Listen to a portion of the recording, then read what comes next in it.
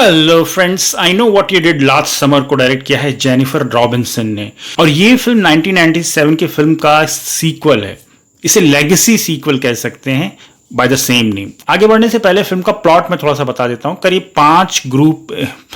करीब पांच दोस्तों का ग्रुप है जो कार से जा रहा है और अचानक उनका एक्सीडेंट हो जाता है किसी दूसरी कार से, और बजाय उसके बचाने के ये लोग उसको मरता हुआ छोड़ के वहां से भाग जाते हैं और आपस में दूसरे से वादा करते हैं कि कभी भी इस बारे में हम बात नहीं करेंगे। बट जब इस घटना के 1 साल बीत जाते हैं तो एक सीरियल किलर इन दोस्तों को एक एक करके मारना शुरू कर देता है। मतलब इस फिल्म का जो जॉनरा है वो स्लैशर जॉनरा है, सीरियल किलर वाला जॉनरा और हॉरर जॉनरा थोड़ा सा, जिसमें जो मेन फोकस होता है फिल्म का किल्स पे होता है। कितनी ग्रूसम और भयानक ग्राफिक वायलेंस दिखा सकते हैं आप, तो उसको एक्सप्लॉयटेशन मूवीज होती हैं एक तरह से।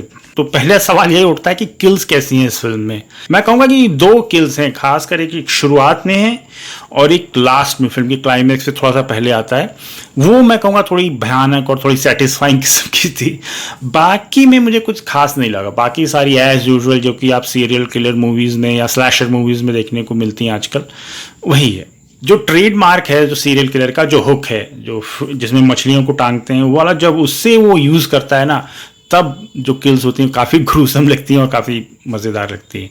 अच्छा, एक पहली बात बता दूं कि इसमें से किसी भी एक्टर को मैंने पहले नहीं देखा है। जितने भी जो नए एक्टर्स हैं इनकी शायद पहली फिल्म है या कंप्लीट अननोन थे ये मेरे लिए। जो 1997 वाली फिल्म थी उसमें से जेनिफर लव हेविट और फ्रेडी प्रिंस जूनियर को लिया गया है और उन लोगों के काफ़ी सब्सटेंशियल रोल हैं। अच्छा, ये फिल्म ये भी दिखाती है कि हॉलीवुड में मतलब क्रिएटिव जो ओरिजिनल फिल्मों का कितना बड़ा अकाल इसमें पड़ा हुआ है।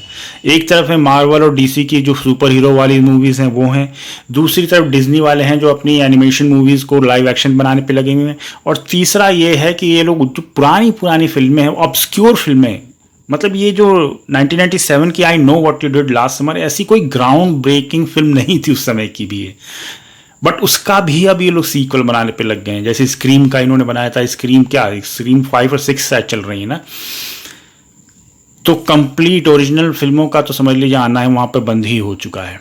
सारे के सारे जो कैरेक्टर हैं बहुत ही अनलाइकेबल हैं इस फिल्म में, तो जब वो मरते हैं तो एक तरह से सेटिस्फाइंग लगता है कि मतलब तुम डिजर्व करते हो। यहाँ तक कि जो मेन लीड में जो 2 लड़कियां वो भी बिल्कुल अनलाइकेबल है, और कुछ ह्यूमर का अटेम्प्ट किया गया है इस फिल्म में, मतलब थोड़ी सी हंसाने की कोशिश की गई है, बट वो मैं कहूँगा कि कुछ जगह काम करता है, कुछ जगह बिल्कुल फ्लैट है, बिल्कुल भी हंसी नहीं आती है। बट यार फिर भी मैं कहूँगा ये उन फिल्मों से है जिसे गिल्टी प्लेजर कह सकते हैं आप।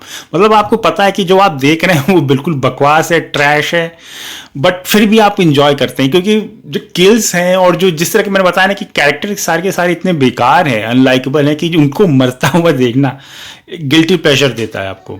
और बाद में फिल्म को मैंने हिंदी में देखा था, हिंदी डब, और उसकी हिंदी डबिंग मुझे काफ़ी अच्छी लगी। जो पिछले हफ्ते मैंने जो फिल्में देखी थी सुपरमैन वगैरह, उनकी डबिंग बहुत ही बकवास थी, बट यहाँ पर मैंने कहा कि डबिंग अच्छी है। डबिंग कर जो आर्टिस्ट होते हैं ना, या जो लोग स्क्रिप्ट लिखते हैं, लाइनें लिखते हैं डबिंग आर्टिस्ट के लिए, आई थिंक उनको एक बात का ध्यान रखना चाहिए कि जब डबिंग आप कर रहे हैं, लोगों को पता है कि वो इंग्लिश फिल्म देखने जा रहे हैं, हिंदी में डब है, ऐसा नहीं है कि लोगों को नहीं पता है ना। तो ज़रूरी नहीं है कि आप वर्ड बाय वर्ड फिल्म को मतलब ट्रांसलेट करें। कुछ इंग्लिश के शब्द अगर आप छोड़ देंगे तो उससे आपको पता चलता है कि कॉन्टेक्स्ट मिलता है कि वो जो कैरेक्टर्स आपस में बातें कर रहे हैं किस बारे में बात कर रहे हैं। सुपरमैन की जो फिल्म थी उसमें डबिंग इतनी बुरी थी कि जब अगर आप हिंदी और इंग्लिश देखेंगे तो उसका पूरे के पूरे जो सीन्स के डायलॉग्स थे, जो पूरे के पूरे डायलॉग्स थे, उसका मीनिंग चेंज उन्होंने कर दिया था, इतना बुरा था। बट यहाँ पर मैं कहूँगा कि डबिंग अच्छी थी और मैंने इंजॉय किया quite a bit, to be very honest. ये फिल्म कोई अवार्ड नहीं जीतने वाली है, शायद दोबारा मैं इस फिल्म को देखूंगा भी नहीं, लेकिन जब तक मैं देख रहा था तब तक मैंने इसको इंजॉय किया। तो जहाँ तक रिकमेंडेशंस की बात है, बिल्कुल आप इसे एक बार देख सकते हैं। याद रखना ये एक स्लैशर मूवी है, तो उस हिसाब से अपना माइंड मेकअप करके जाना, मेरे ख्याल से इसे इंजॉय करोगे। फिल्म का रन टाइम है 1 घंटे 51 मिनट और फिल्म है रेटेड R। तो that's it, I know what you did last summer. अगर आपने ये फिल्म देखी है तो आपको कैसी लगी मुझे कमेंट सेक्शन में लिख के ज़रूर बताइए, और ऐसे और मूवी रिव्यूज़ के लिए मेरे चैनल को सब्सक्राइब करिए। बाय।